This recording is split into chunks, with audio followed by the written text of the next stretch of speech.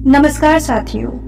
व्यक्ति का भविष्य, व्यक्ति का अगला जन्म, व्यक्ति की किस्मत, ये सभी चीजें व्यक्ति के कर्म पर निर्धारित होती हैं। व्यक्ति के कर्म के आधार पर ही उनका सुखद जीवन और उनका निराशापूर्ण जीवन तय होता है। हर व्यक्ति को उसके कर्मों का फल अवश्य मिलता है।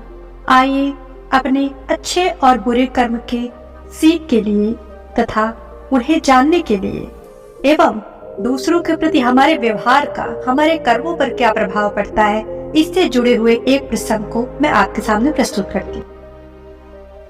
हर दिन एक भिखारी दरवाजे पर आकर एक इंसान के घर के बाहर खड़ा होकर भीख मांगता था और घर का मालिक हमेशा जब घर के बाहर उसे आते हुए देखता था तो वह कई बार उसे गालियां भी देता था और कई बार भगा भी देता था। वो कहता, तू जिंदा ही क्यों है?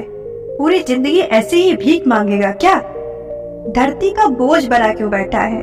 और कभी कभी उस भिखारी को गुस्से में वह धक्का मारकर बाहर निकाल दिया करता था।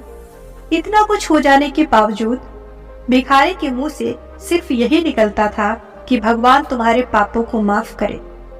एक बार सेठ को कंधे के बाद बड़ा नुकसान होने की खबर हुई। धंधे में सेठ बहुत ज्यादा नुकसान में चला गया। सेठ बहुत परेशान था कि तभी उसके दरवाजे पर वही भिखारी आया। गुस्से में उस सेठ ने उसे आता देखकर भिखारी पर और गुस्सा करके उसे पत्थर मार दिया।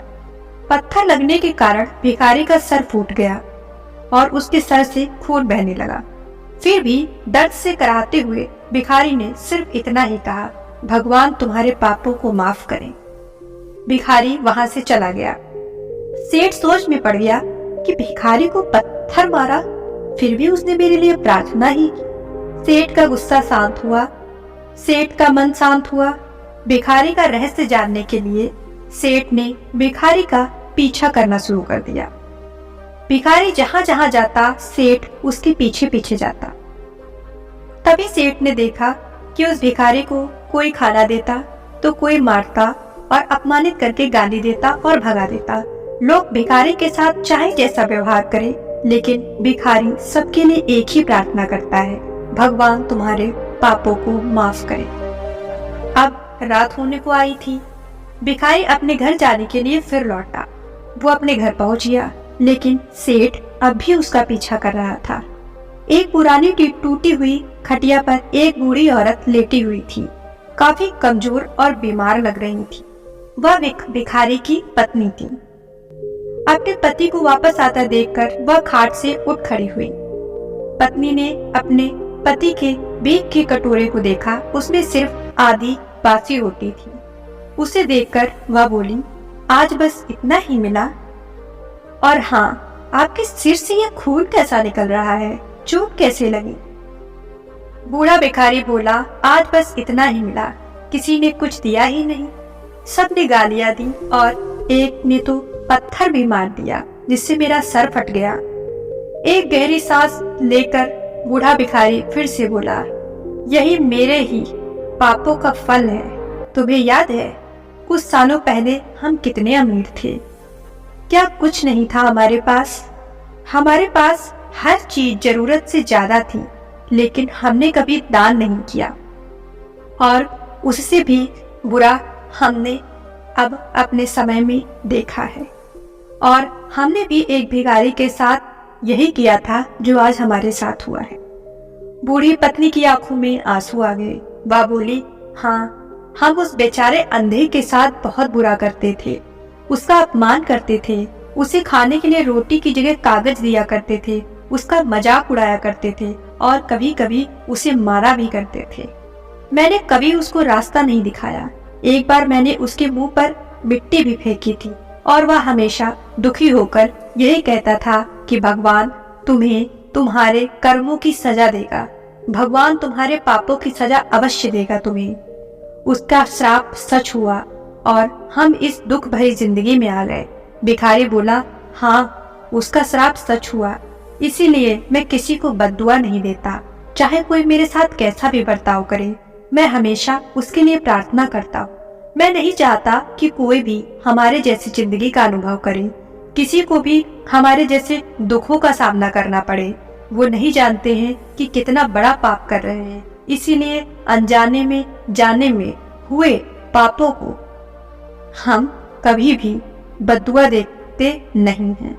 जो भी व्यक्ति पाप कर रहा है उसको भगवान देखेंगे, इसीलिए मैं हमेशा सबको यही दुआ देता हूँ कि भगवान उसके पापों को क्षमा करे, क्योंकि पापों की सजा अत्यंत कठिन होती है। सेठ वहीं पर छुपकर यह सारी बातें सुन रहा था। अब उससे कुछ समझ में नहीं आ रहा था और कुछ समय पश्चात बातें सुनते सुनते उसे पूरा माजरा समझ में आ गया। भिखारी और उसकी पत्नी ने आधी रोटी मिल बांटकर खाई और भगवान को धन्यवाद बोलकर सो गए। अगले दिन बड़ा भिखारी फिर से भीख मांगने गया। सेठ के घर पर जाते ही सेठ ने उसे गरम रोटी दी और खाना दिया। खाना देते हुए सेठ को देखकर आज भिखारी आश्चर्यचकित हो गया और सेठ बड़ी विनम्रता पूर्वक भिखारी से बोला, बाबा मुझे माफ कर दीजिए, मुझसे बहुत बड़ी गलती हो गई है। बूढ़ा भिखारी बोला, भगवान तेरा भला करे। इतना कहकर वह आगे निकल गया। इस कहानी से जो सीख हमें मिलती है वह यह है कि बड़ी साधारण तरीके से हम अपने आए हुए घर के दरवाजे पर जानवरों, भिखारियों को भगा देते हैं। अगर हम उनको एक रोटी दे भी देंगे तो इससे हमारा कुछ घट नहीं जाएगा, बल्कि हमारे अंदर जो दया है, जो दूसरों के प्रति सम्मान है, वो और बढ़ जाएगा और हम एक अच्छे व्यक्ति के रूप में गिने जाएंगे। और यह सब फल भगवान देखते हैं। हर व्यक्ति को उसके हिसाब से फल मिलता है। वो चाहे जितना ऊपर हो, अपने कर्मों के आधार पर वह नीचे भी आ सकता है, और जो नीचे है वो अपने अच्छे कर्मों के द्वारा ऊपर भी बढ़ सकता है।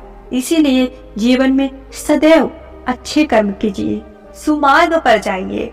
लोग जो कुमार्ग पर हैं उन्हें समझाइए, उनका दिशा निर्देशन कीजिए और उन्हें सही राह पर लाने का प्रयास कीजिए। धन्यवाद।